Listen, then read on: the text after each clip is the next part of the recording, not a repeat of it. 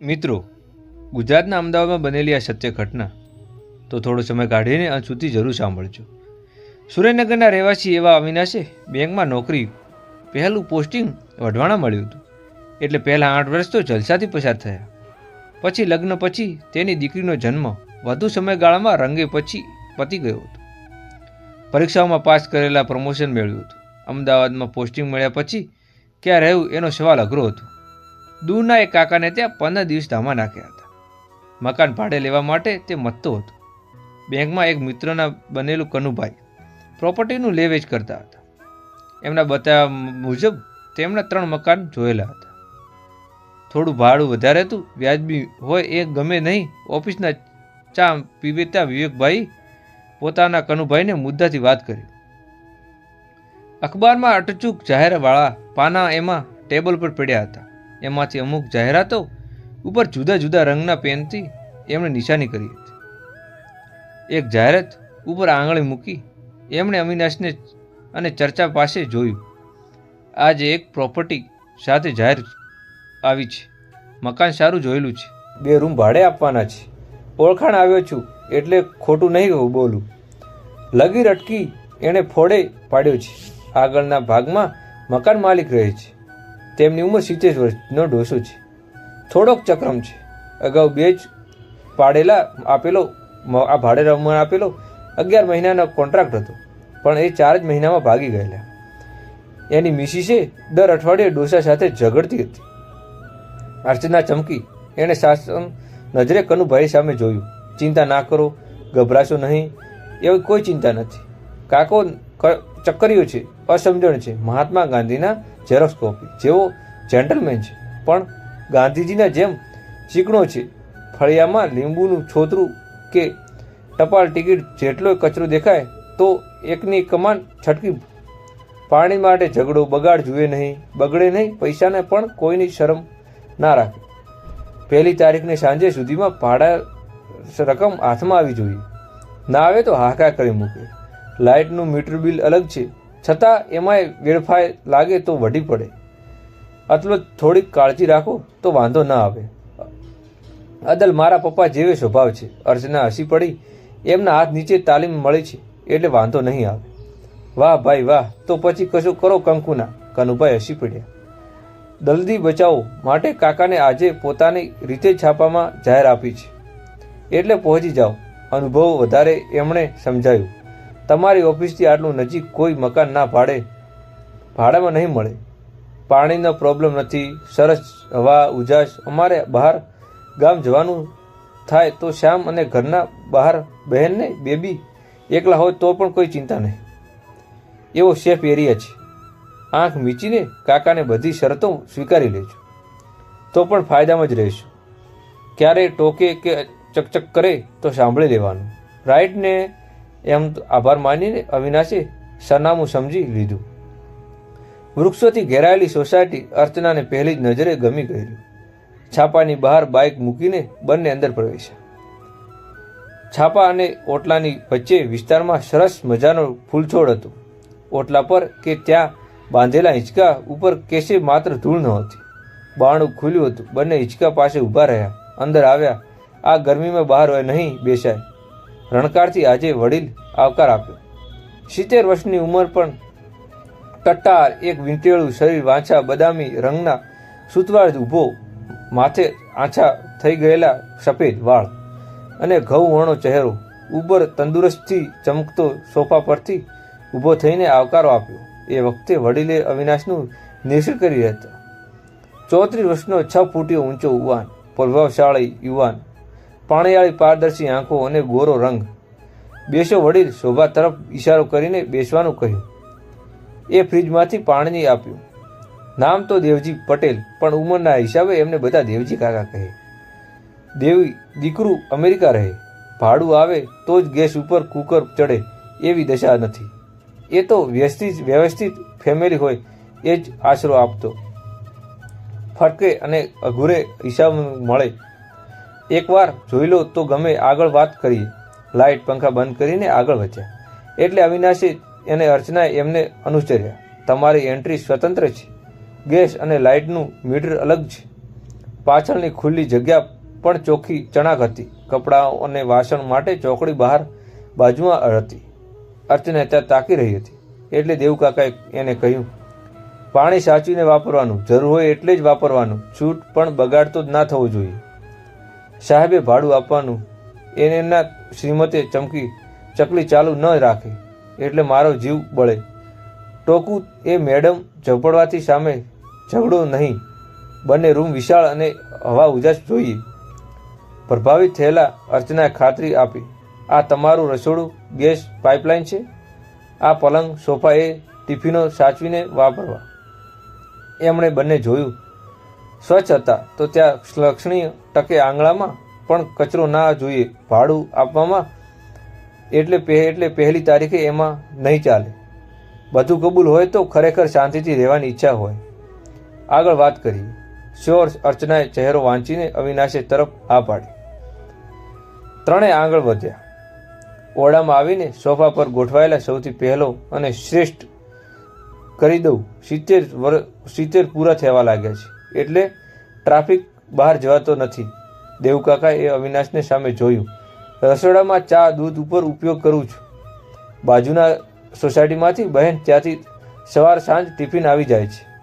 પણ gas light telephone bill જેવા નાના મોટા બહાર જવા માટે એ તમારે મદદ કરવી પડશે. એ હસીને ઉમેર્યું હતું. પૂરો પરિચય આપી હાલમાં શું કરો છો એ હવે કહો. સ્ટેટ બેંકમાં ઓફિસર છું હું મિસિસ. એમ અમારી ઢબુ એમ 2.5 માણસો પરિવાર છીએ. દેવકાએ પોતાના ચહેરા સામે તાકી રહ્યા. એના અવિનાશે ખ્યાલ હતો કે ગાંધીવાદી છે, પરિચય તો પૂરો આપવો પડશે. તો તૈયાર થઈ ગયો. ગણતરી સાથે બોલ્યા, આ મારી મિસિસ અર્ચના. એના બાપાએ જીત્યા ત્યાં સુધી ખાદી એને પહેરી છે. દેવતા કાકાએ ચહેરા પરનો સંતોષ પારખી એને આગળ બોલ્યા, હું અવિનાશ. અવિનાશ સુરેશભાઈના આચાર્ય. સુરેન્દ્રનગરમાં છબેલી હનુમાન પાસે અમારો બંગલો છે. એના અવાજમાં ગર્વનો રણકાર ભળ્યો હતો. 1 વર્ષના હતો ત્યારે મારા દાદા વીરગતિ પામેલા, છતાં આજે એમનો સુરેન્દ્રનગરમાં એમનું નામ આદરથી લેવાય છે. ભાનુશંકર એટલે ભણનો દીકરો એવું વડીલો કહે છે. વીરગતિ દેવકાકાને આંખમાં ચમકી. લક્ષણમાં હતા મર્યાદાનગી માત્ર લિમિટરીમાં જ હોય. કાકા, સમય આવી ગયો છે. સામાન્ય નાગરિક પણ શૂરવીરતા દેખાડી શકે છે. અવિનાશે ખુલાસો કર્યો. પપ્પા અને ગામ લોકો પાસેથી એમના પારકાક્રમ વાત સાંભળી છે. સુરેન્દ્રનગરમાં શ્રવણ કોટકી પાસે બેંકમાંથી એક ભાઈના પૈસા ઉપાડીને આવ્યા ત્યારે અગાઉથી જાણકારી મેળવા 2 ગુંડાઓ એમની રાહ જોઈ રહ્યા હતા. એ જમાનામાં ખાસી મોટી રકમ કહેવાતી. આ મોટી રકમ લઈને થેલી એ સજ્જન મોટરસાયકલ હેન્ડલ ઉપર લટકાવીને છટકાયેલું. અગાઉ પહેલા બંને લોટકાઓને હુમલો કર્યો. બધા દુકાનદારો એની રાહદારીઓ ગભરાઈને દૂર ખસી ગયા. મારા દાદા બાજુની દુકાનમાં ગાંઠ લેવા આવેલા ત્યારે મારો દેખાતા એમાં મારા દાદા ઉપર જ છે. પહોળી છાતી, કસાયેલું શરીર, શારીરિક ઉપરાંત પ્રચંડ માનસિક તાકાત. દાદાએ આ દ્રશ્ય જોયું અને પહેલાના બચાવવા માટે ત્રાસ પાડીને આગળ વધ્યા. કોઈ પણ ભોગે પહેલા માણસને લૂંટવા તો બચાવવાનો જ જુનૂન સાથે એમને ગુંડાઓ હાથામાંથી થયેલી થેલી છટકી લીધા. બંને હાથમાંથી ભીસી જેમ થેલો એવી રીતે છાતી ફાડીને ચમકી રાખ્યો. હવે ગુંડાઓને એમની પર તૂટી પડ્યા. દાદાજીએ લોખંડની પકડમાંથી થેલી ચોંચકી લેતા મરણમણીયા બન્યા. દાદાજી પાસેથી થેલી છૂટી નહીં અને મારા જેના પાસે પૈસા ન હતા એ ભાઈ એને બંને ગુંડાઓને કસકસની પકડીને દાદાને દૂર ખેંચી પાડ્યા.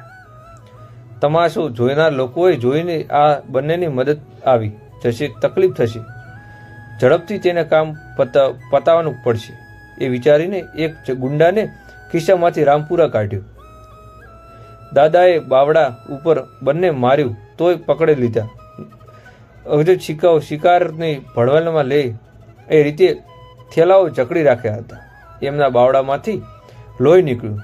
જોઈને ભીડમાંથી ચીસાચીસ શરૂ થઈ ગઈ.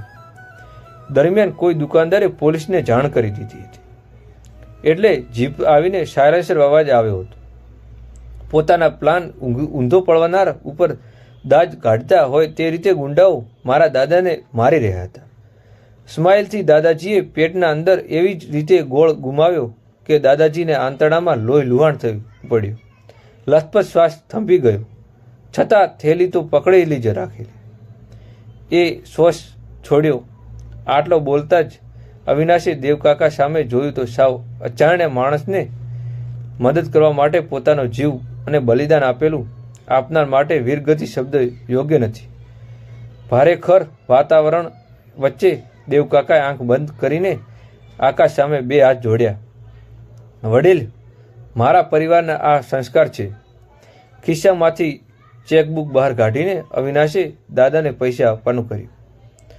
દર પહેલી તારીખે સવારમાં જ ભાડું આપીશ. નોકરિયાત માણસ છું, વિચારીને વ્યાજનું રકમ બોલો તો મને ઉપર ઉચાડ ના આવે. દેવકાકા ગંભીરતાથી વિચારી રહ્યા હતા. અવિનાશ અર્ચના આશાભરી નજરે એમની સામે તાકી રહ્યા હતા. બાકીના બધી જ શરતો ફેરફાર નહીં થાય. એમણે અર્ચના સામે જોયું. પણ ક્યારે તકલીફ આપીશ? ટિફિન કોઈને દૂધીનું શાક ના આવે ત્યારે ત્રાસ થાય છે. એ વખતે વડીલે તે વાટકી શાક આપવું પડશે. અરે કાકા, જ્યારે પણ કંઈક સારું ખાવાનું ઈચ્છા થાય ત્યારે દીકરી સમજીને પ્રેમથી આદેશ આપજો. અર્ચના હસીને કહ્યું.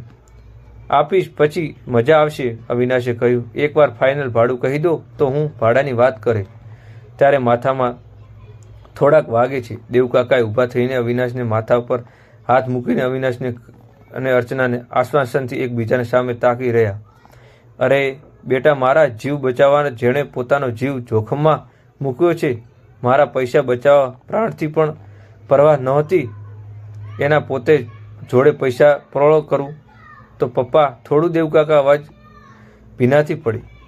લોકો જોરાવર નગરી જમીન વેચીને કાયમી ધોરણે અમદાવાદ આવવાનું નક્કી કરેલું. બેગમાંથી આ મકાન માટે જ પૈસા ઉપાડતા હતા.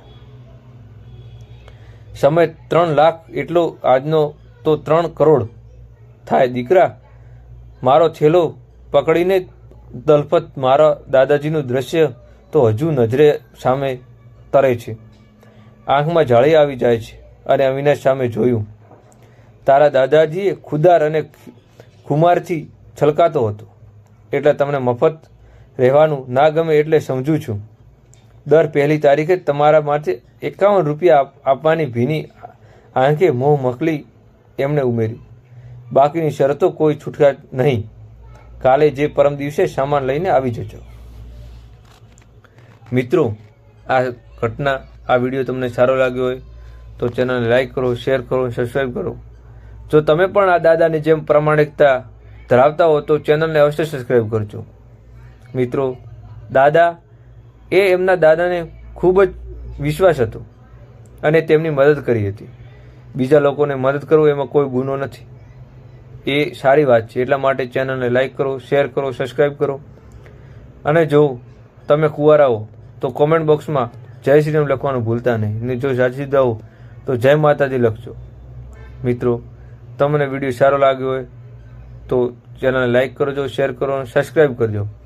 અને નીચે લાલ બટનને દબાવવાનું ભૂલતા નહીં. અને કોમેન્ટ બોક્સમાં જય શ્રી રામ લખવાનું ભૂલતા નહીં. રામ ભગવાન તમારા ઉપર પોતાની કૃપા બનાવી રહે એટલે કોમેન્ટ બોક્સમાં જય શ્રી રામ લખજો. જય માતાજી, જય શ્રી હનુમાન લખવાનું ભૂલતા નહીં. જય શ્રી રામ, જય શ્રી રામ, જય શ્રી રામ, જય શ્રી રામ, જય શ્રી રામ.